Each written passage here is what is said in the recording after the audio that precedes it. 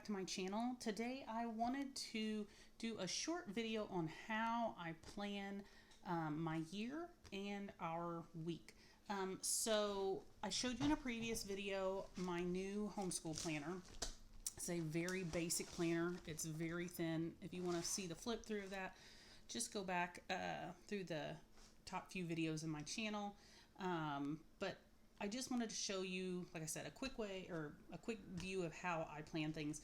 And I will say the way I plan stuff is a little bit different than I used to plan and how most people plan. So let's go ahead and get into it. So first of all, like I said, I have my planner, and then I have my giant bag of pens, because this is one of the things I love the most are fun pens. I will tell you my favorite pens of all are the, let's see if you can see it, the Papermate Ink Joy, and this is the Gel 0.5. I don't know if that's, can't tell if that's focused or not. And then the Bic, what is that called? Gel City. You probably can't see it. And that is 0.7. I just like these because I like the thicker pen, and I like that the ink dries very fast. It doesn't bleed through the pages, but I also really like the Pilot Friction erasable pens. I use these a lot too because I'm always having to erase and change things. But I will show you how I'm planning now doesn't require me to worry about erasing as much as I used to in the beginning. So the first thing is that I have printed off an attendance record for our school year, and so I make sure that I do this. I usually just wait to the end of the week and then check through the days that we've done that week. We only school 4 days a week, typically Monday through Thursday, and Fridays are set aside for field trips, board games, free reading, art projects, science projects, big things that we maybe can't do when we're doing our typical school lesson because it'll just take too long. So it's more of a fun schooling type day. We still do things that pertain to learning. It's just in a different way. So that's what I use that for. And then for the, let's go ahead and just start. Okay, so let me find the first month. So, okay. So the first thing I did, and actually it might be better to, okay, so let me do this. The first thing I did was I went through the yearly overview for 2020 and 2021 because I always want to kind of get an idea of how our school year is going to be. So what I did was I basically mapped out our 18 weeks for fall and 18 weeks for spring. We typically do 36 weeks. The past couple years we have done year-round school. This year we're going to try to, and typically even when we don't do year-round school, it's a much shorter summer break.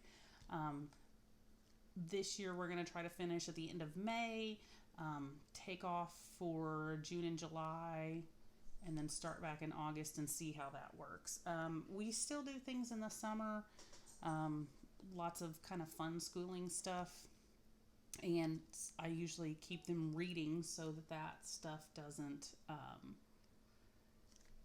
kind of fall away while they're on break. So what I do is I pick out our 18 weeks, and then I will typically go in and start adding in breaks for us so that, we have a little time here and there throughout the year to kind of take a breather. And so I'm going to show you real quick what that looks like for us. Let me see. Okay. So, all right. So, August, we started August 3rd. We're going, we've schooled, almost all the way through August. Obviously, we still have a week left, but like I said, we homeschooled year-round this year, so we did school in July, but for this year, I considered it starting in August. Once we get to September, we will take a week off for fall break. And then we also are taking a day off for Labor Day. And so how that will look, we will do our Monday, Tuesday, Wednesday, Thursday school. We will be off Friday, Saturday, Sunday, and Monday. And then we will go 4 days. So we still, even when we have holidays that land on like a Monday or a Friday, we still get all of our schooling in for the week. And that really helps so that I'm not like, I don't feel like we've kind of gotten off schedule or routine. So that works out really well. So October, we're going all through October. And then for November, we're taking our week of Thanksgiving break, starting on the 23rd. For December, we are going all the way up to the 21st. Typically, I will take this week off, but we may be traveling later, like beginning of January. So I wanted to kind of make sure we got our schooling in here and finished. So we are going to start our Christmas break on the 21st, and then we will come back on January 11th, taking Martin Luther King Jr. Day off. February, President's Day is off. Otherwise, we're every day in that month. March, we've got the first, well, I guess it's the second full week in March is our spring break. And then we'll do those last 3 weeks. April, we are taking Good Friday off. And then schooling through April. And then for May, we will do the first 3 weeks of May and then be done on the 21st. Obviously, we know sometimes things don't go according to plan, but that's how I start planning for the year. I always start with planning out the year overview. And then I get into how is our week going to look. And so let me see. I'm going to take you to, okay. So this is what a blank page in my planner looks like. Like I said, we school Monday through Thursday. Friday is our unschooling day. And so sometimes I'll write down what we do there. And then the way, let's take you here. The way we school through the week is we do Bible every day. We do language arts, reading, math every day. And language arts and reading also consist of spelling and handwriting and all of that stuff. History and science we do on Mondays and Wednesdays. Social studies and geography we do on Tuesdays and Thursdays. So we flip-flop those. I also have in here for electives, we have an art curriculum that we're going to be starting soon, as well as a health and safety curriculum. We haven't gotten into that yet since this is kind of the first month of our new school year. But that's kind of how our week is laid out. Now, as far as how I plan, I used to plan by taking my erasable pens because, like I said, I would mess something up or something wouldn't go the way I had planned it. You know, I would write everything out, and I would write all of what we were going to do for the entire week. So this would be filled Sunday night. And then inevitably somebody would be sick, or we just have a weird day where we didn't get to something, or we did something instead, or, you know, whatever would happen. And so I'm in here like furiously erasing and trying to fix things, and it was a hassle, and it was overwhelming, and it put me off from planning. And so what I have started doing now is what I call reverse planning. I think that's right. I can't remember if that's the phrase. But the way I do it is I don't write what we've done for school that day until after we're done that day. So for instance, tomorrow, when we start school tomorrow, I will wait till everyone has finished their school, and then typically in the evening when I'm grading papers and things like that, I will go back in and fill everything in that we've done. So I still have a record of what we've done, but I'm not,